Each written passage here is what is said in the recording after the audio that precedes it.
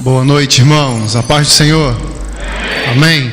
Pode ficar à vontade, como de costume da igreja, em pé ou sentado. Aproveitar que os irmãos estão de pé. Segunda carta de Paulo a Timóteo.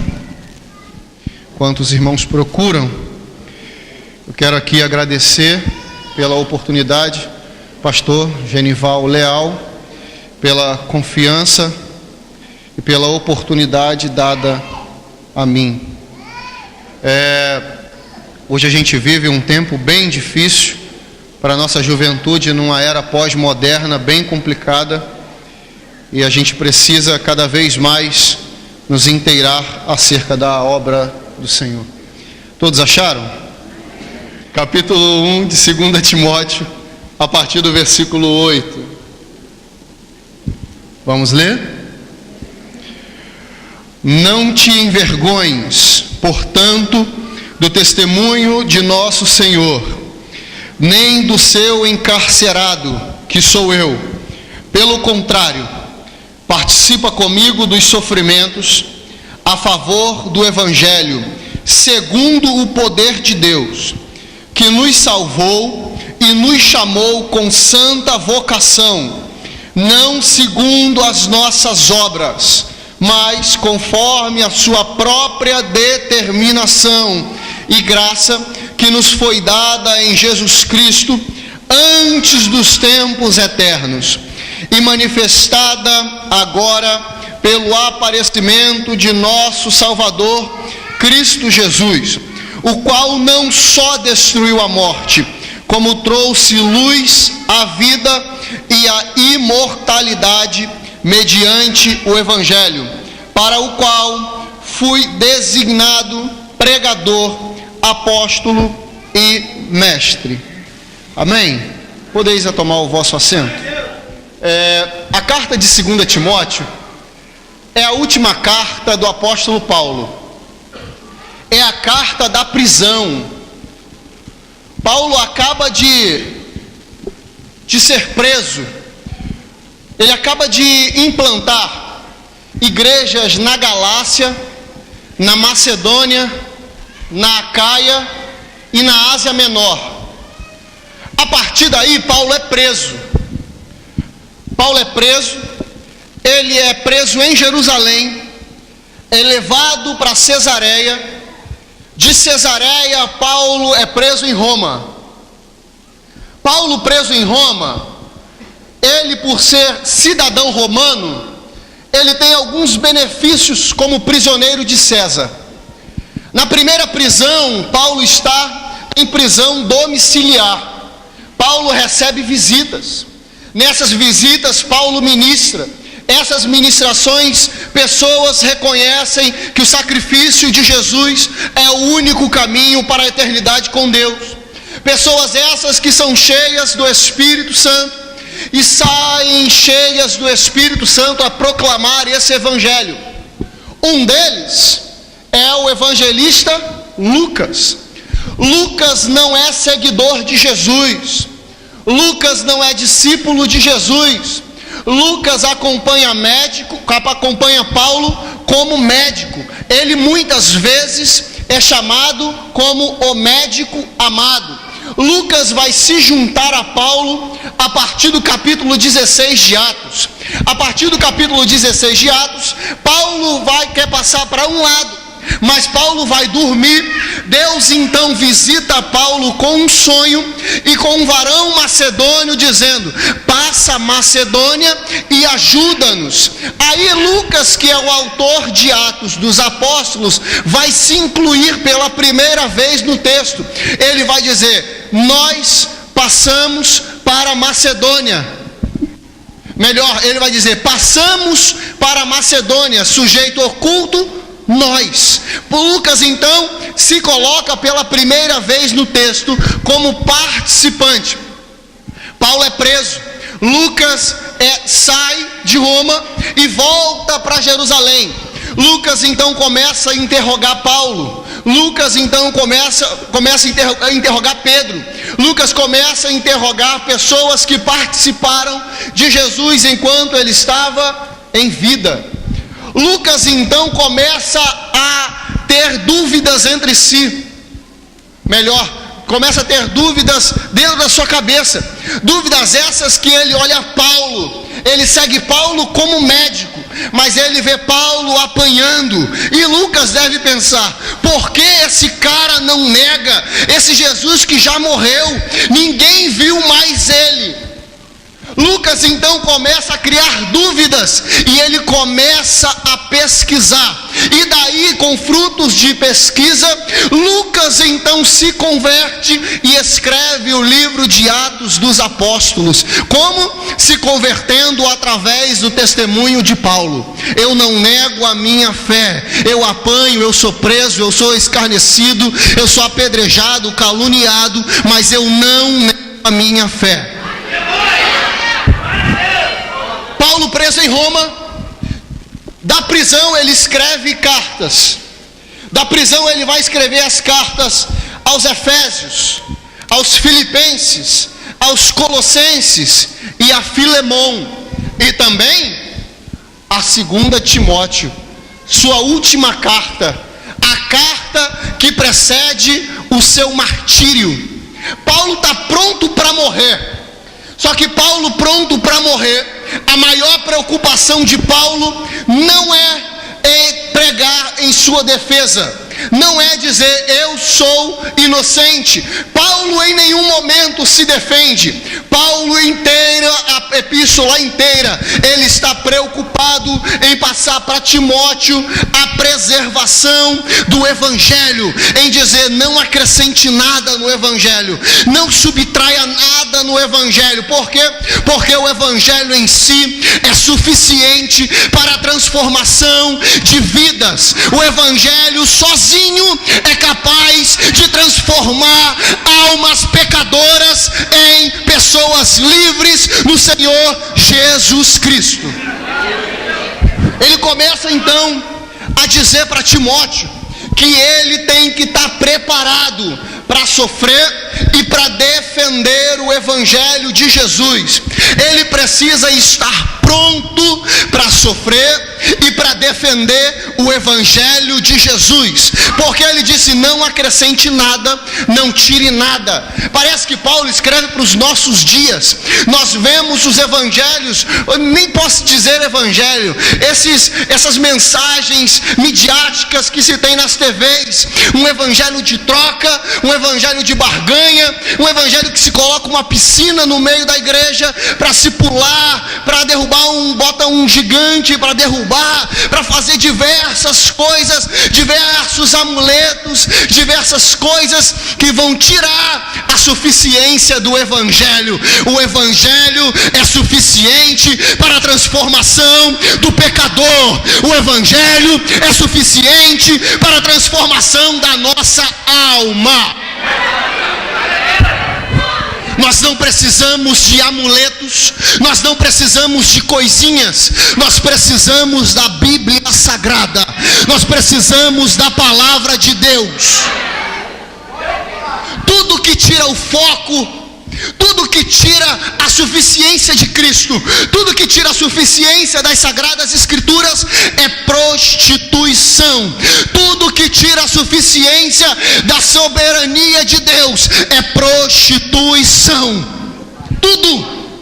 Nós não podemos. Deus não quer que nós deixemos 1 centímetro para o nosso inimigo. O mínimo que Deus quer de nós é o nosso tudo. O mínimo que Deus quer de nós é o nosso tudo. Aí ele continua escrevendo. Paulo agora, eu dei uma pequena introdução histórica de onde ele estava. Paulo agora está preso e ele vai começar a escrever da singularidade, só falar sobre a respeito da singularidade do evangelho, o poder desse evangelho, que ele vai dizer para Timóteo que nós fomos salvos segundo o poder de Deus, desse evangelho. Evangelho não é religião. Preste atenção, cristianismo não é religião, nem pode ser. Não tem como, é incabível que o cristianismo, o evangelho que nós pregamos, seja pautado como religião. Por quê? Porque religião foram tentativas medíocres que os homens criaram para alcançar a Deus. Desde os primórdios com os totens, desde os primórdios com estátuas, desde muito tempo. Evangelho não é religião. Por quê? Porque evangelho não foi o homem que encontrou a Deus. Deus nunca esteve perdido. Deus nunca esteve perdido no meio da eternidade. Ele era, Ele é e Ele continuará sendo. Eu sou o que sou e serei o que serei. Deus não estava perdido na eternidade. Nós pecamos e saímos da rota de Deus. Nós erramos. Deus cria o homem, coloca o homem num paraíso, sem pecado, perfeito. O que é que o homem decide fazer? O homem decidiu pecar. O homem decidiu errar. Deus deu a ordem: não faça, não coma. E o homem por si só decidiu pecar. Deus então vai entrar no meio do Éden, como foi dito, para ter relacionamento com o homem. O que é que o homem faz? Se esconde. Deus então vai chamar Adão. Adão. E Adão onde está? Escondido. Deus queria saber onde estava Adão? Sim ou não? Não. Deus queria mostrar para Adão: olha onde o teu pecado te enfiou. Olha para onde o teu pecado te levou. O teu pecado te levou a fugir do relacionamento que eu tinha contigo todo dia. O teu pecado te levou a se esconder da minha face, aonde eu descia para ter relacionamento contigo todo dia. E o teu pecado fez você se esconder. Deus então vai dar uma fagulha do que é o evangelho. Deus pega um animal, mata o animal e com a pele do animal cobre o homem. Quem é esse? O tipo de Cristo. Nós pecamos, nós erramos, e pelo nosso pecado merecemos o inferno. Pelo nosso pecado merecemos a separação eterna de Deus. Mas é o próprio Deus da eternidade que desce, mata alguém, pega a pele desse alguém e nos cobre para nos desviar da sua ira.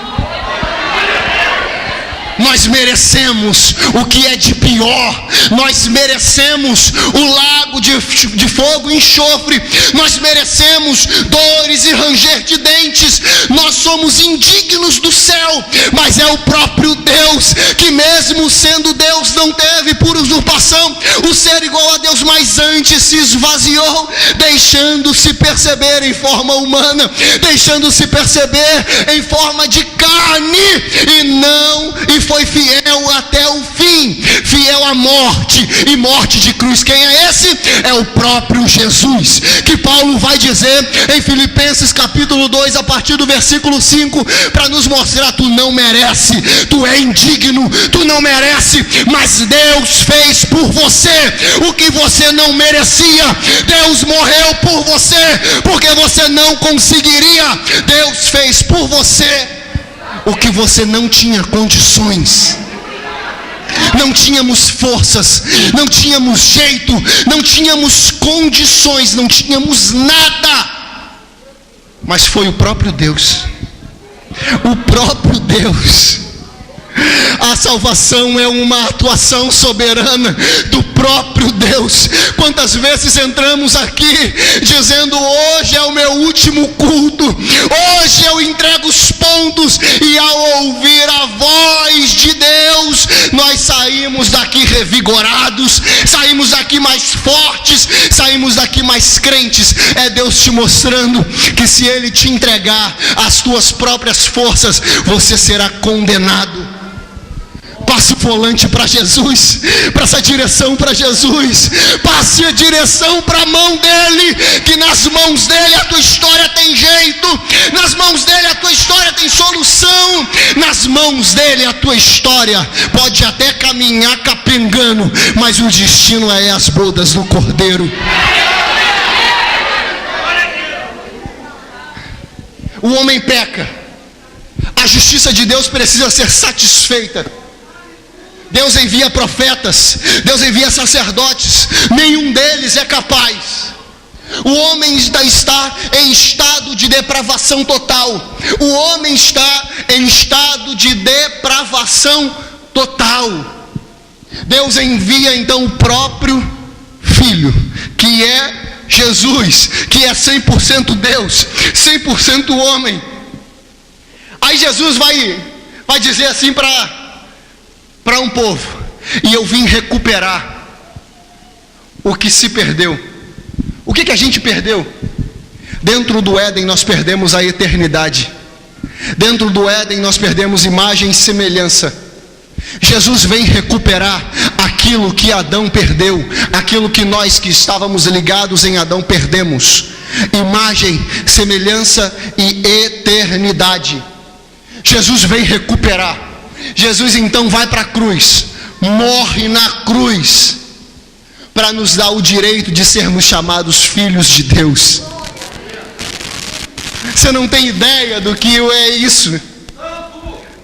Efésios capítulo 1, versículo 5: e Ele nos predestinou para sermos filhos por adoção, para si mesmo em Jesus Cristo, segundo o beneplácito da sua vontade. Nós éramos indignos, nós não somos merecedores do céu, mas Ele fez por nós o que nós não merecemos. Nós não merecemos, mas Ele derramou a sua graça sobre todos nós. Efésios capítulo 1, versículo 5, eu vou repetir: e Ele nos predestinou para sermos filhos por adoção, para si mesmo em Jesus Cristo, segundo o beneplácito da sua vontade. Eu tenho filho.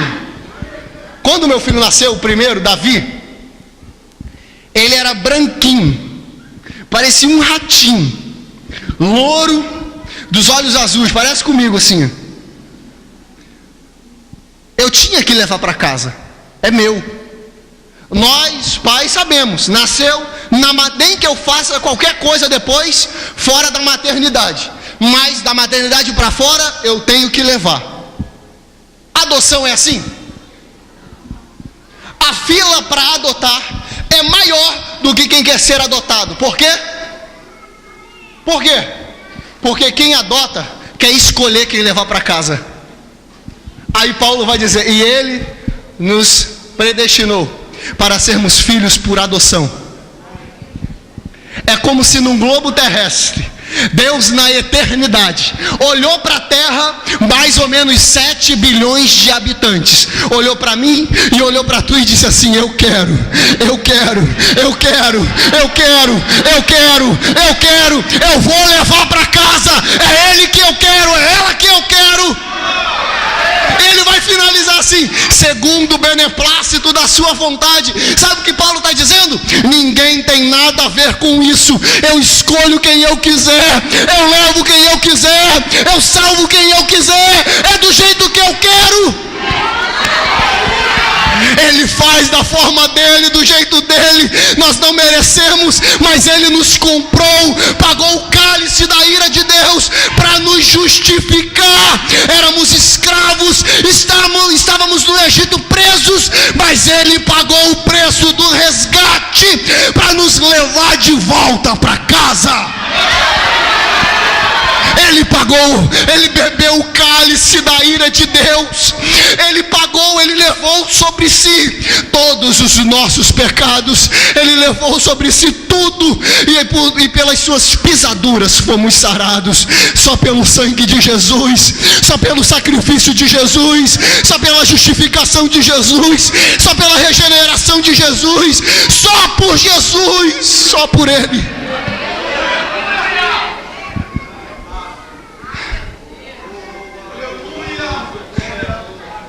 nós somos totalmente dependentes dele. Se Deus te entregar a ti mesmo, tu vai morrer.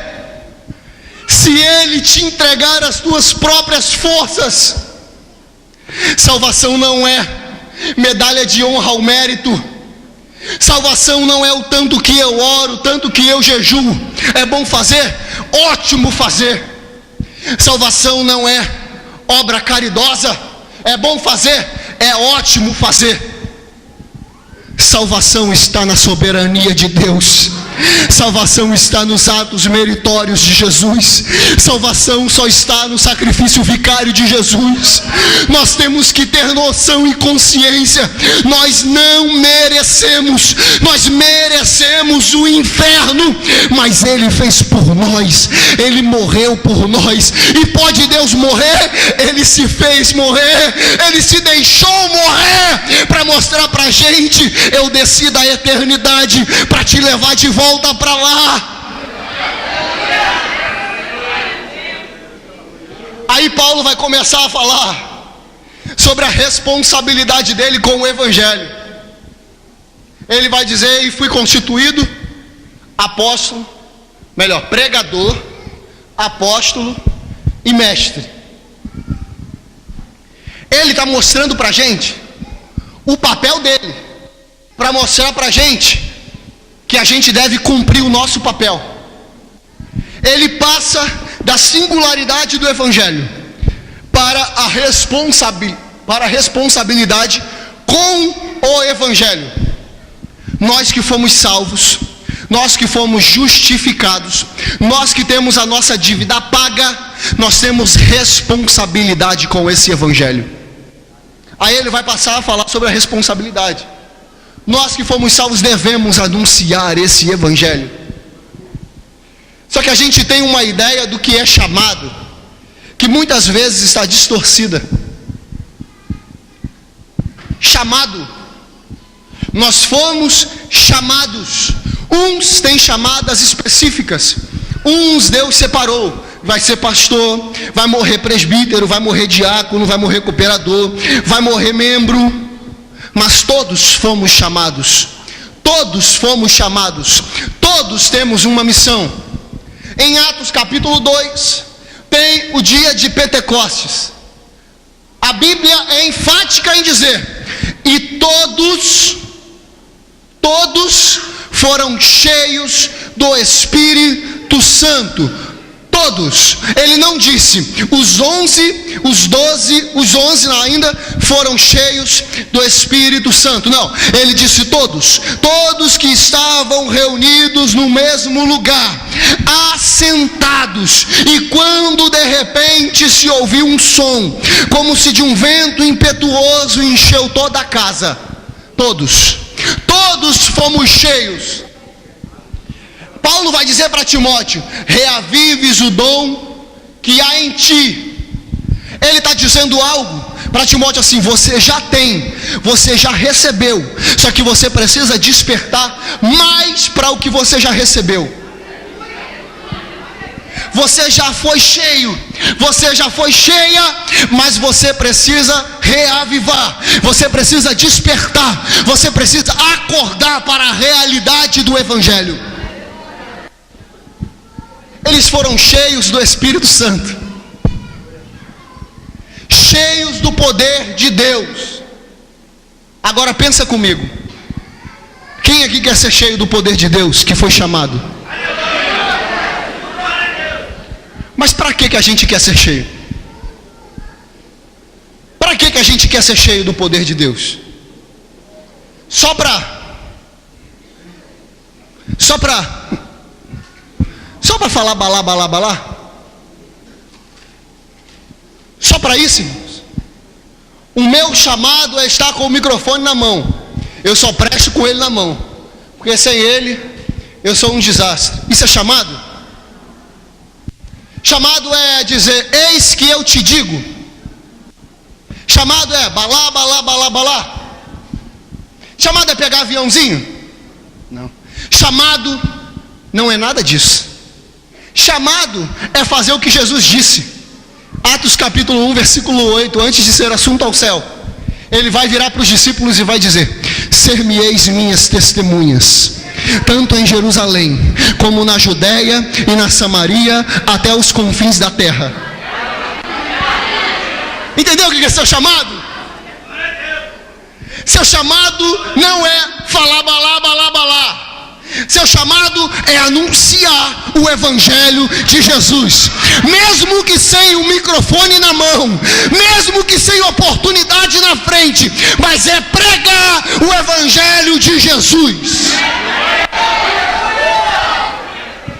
Jesus sabia o que viria pela frente, e quando Paulo escreve, Paulo está passando por tudo um pouquinho do que a gente está passando hoje, só que a gente não tem a perseguição. Paulo escreve porque os falsos mestres estão crescendo. Paulo escreve porque a perseguição é iminente. Paulo vai escrever para Timóteo para fortalecer ele na fé, para dizer: esteja pronto para sofrer e defender o Evangelho de Jesus. Quando Jesus diz: vocês são minhas testemunhas, testemunha no grego é martíreu, mártir. Jesus está dizendo o seguinte: vocês vão morrer pela causa do Evangelho, vocês darão a vida pela causa do Evangelho, vocês entregarão a juventude de vocês em favor do Evangelho, vocês entregarão a vida adulta de vocês em favor do Evangelho, vocês entregarão a velhice de vocês em favor do Evangelho. Muitos de nós, a gente vive um tempo muito duro, numa sociedade pós-moderna que invade muitas igrejas, e a gente quer ter um testemunho forte, a gente se desvia para ter um testemunho forte, bebe, se prostitui, faz inúmeras coisas, depois volta para ter um testemunho forte. Não entendeu o Evangelho ainda. Evangelho é você que está aqui, vai morrer aqui, mas não vai se desviar. Evangelho é você que está aqui, vai crescer, vai casar, vai namorar, vai noivar, vai crescer, vai morrer aqui e vai dizer: eu não me desvio, eu não saio, eu não abro, eu não largo, eu não entrego os pontos. Não queira sair para ter um testemunho forte. Fique para te dizer, para quem quiser: eu cresci aqui, eu casei aqui e vou morrer aqui. Nunca vou me afastar desse Jesus, nunca vou largar esse Jesus. Ele fez por mim o que eu não poderia. Fique de pé. Fique de pé.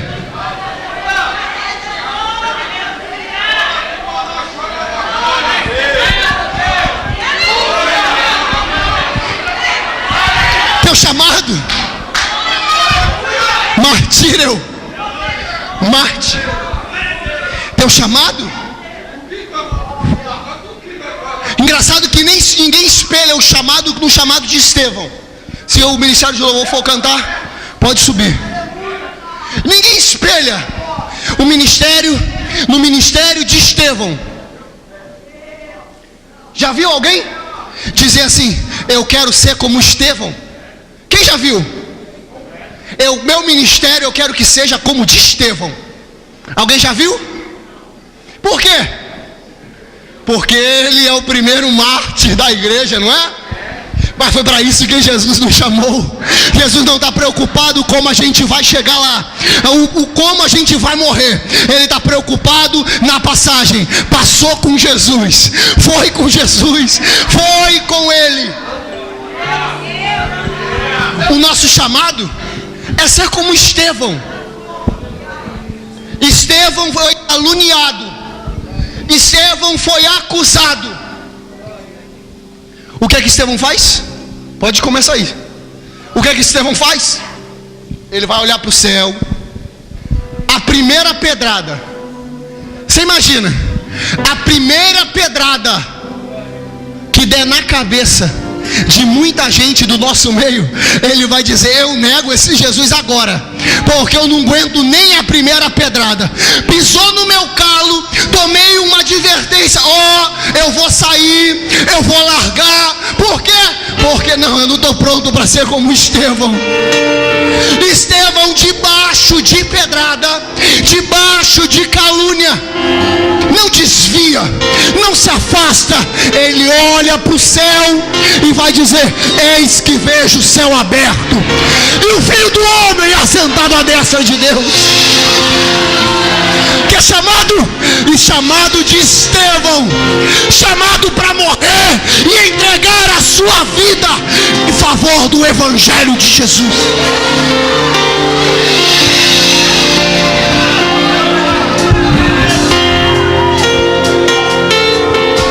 Estrada muito longa, vou continuar. E mesmo em meio às lutas eu não estou só, te sinto aqui.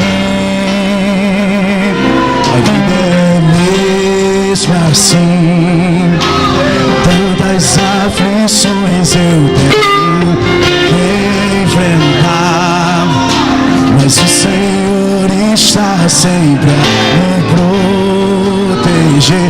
Te sinto aqui. Quando o vento sopra contra mim, os problemas tentam me abater, eu me lembro grande eu sou me enviou. Eu tenho chamado, jamais vou me calar. Eu tenho chamado, o Evangelho anunciar. Eu fui escolhido no ventre da minha mãe. Eu sei que Deus não abre mão de mim, não.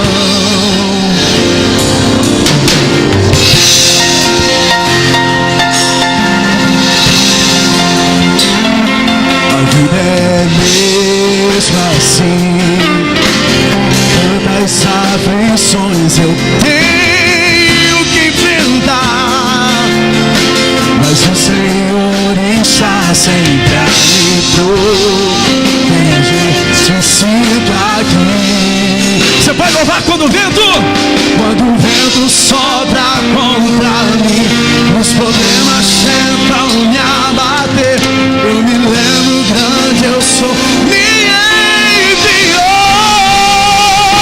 Eu tenho chamado, jamais vou me calar. Eu tenho chamado, o Evangelho anuncia.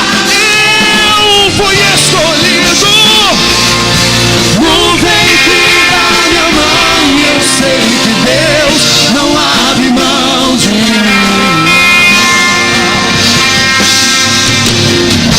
Há muito pra fazer, não há mais tempo pra olhar pra trás. Chamado. Se espelhe em Pedro. Morro de cabeça para baixo, mas eu não nego a minha fé. Se espelhe em Tomé. Nem que eu morra lançado, vazado por lanças, eu não nego a minha fé.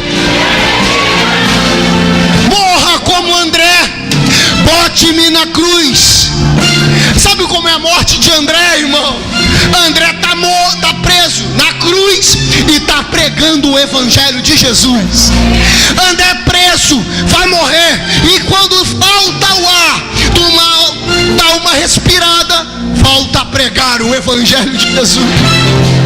A perseguição era muito grande, a tribulação era muito grande.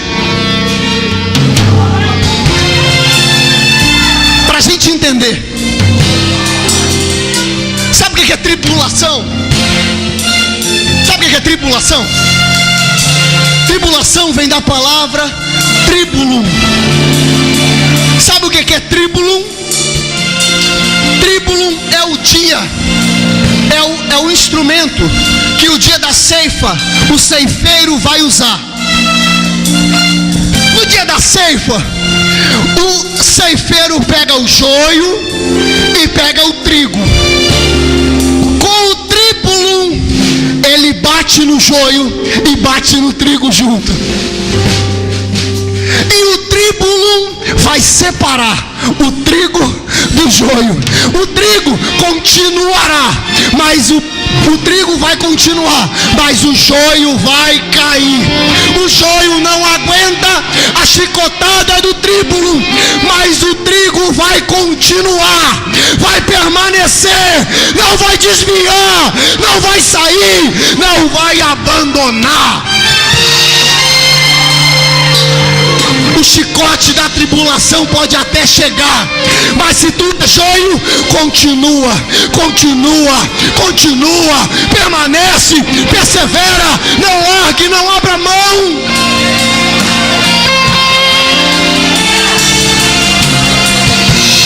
Chamado.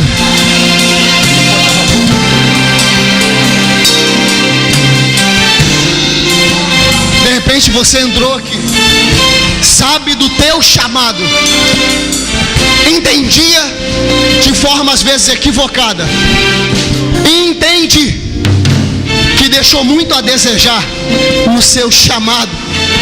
Um chamado que é entregar a vida pelo Evangelho.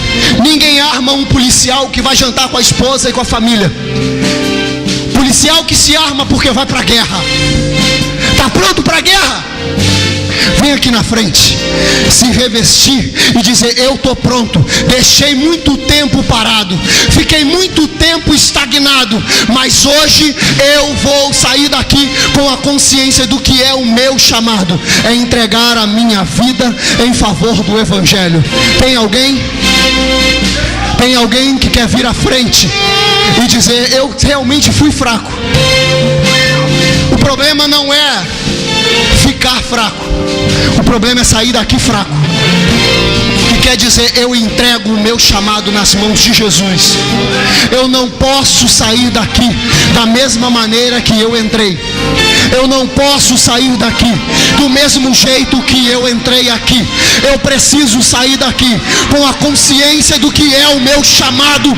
O meu chamado é entregar a minha vida pelo Evangelho de Jesus.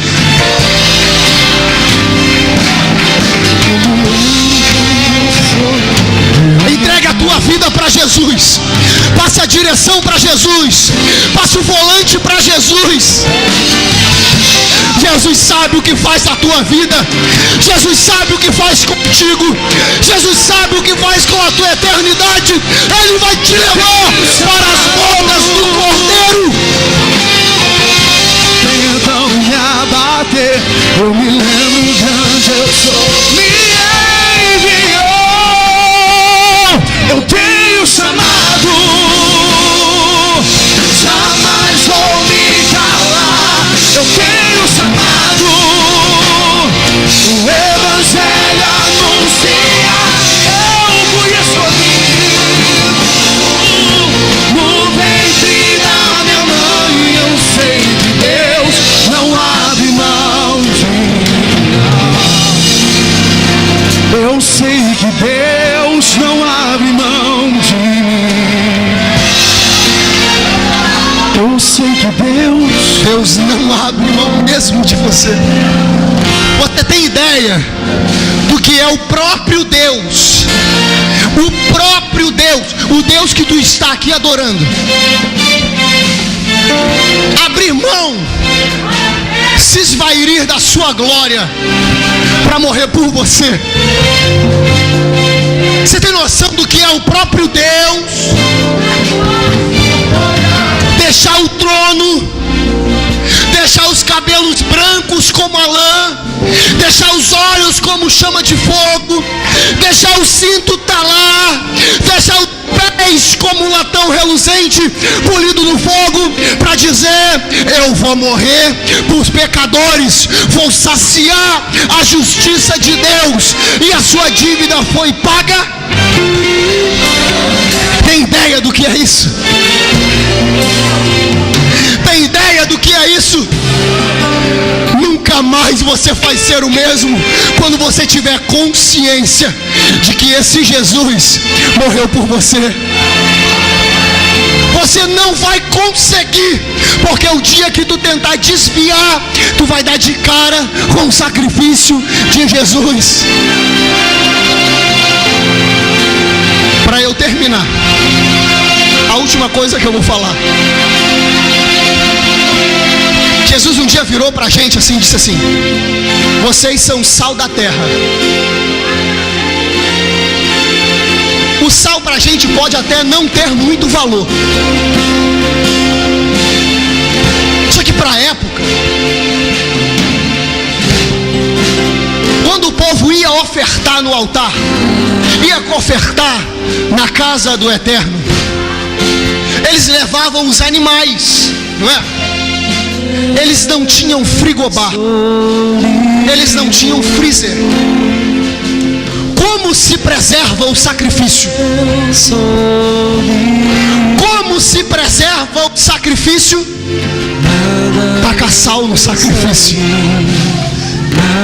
Quando Jesus diz, vocês são sal, Ele está dizendo, vocês vão preservar o sacrifício. Vocês vão preservar, vocês vão conservar o sacrifício de Jesus. Quem olhar para mim, quem olhar para tu, vai ter que dizer, o sacrifício está de pé. O sacrifício está de pé. O sacrifício está de pé. O sacrifício está de pé. O sacrifício não morreu.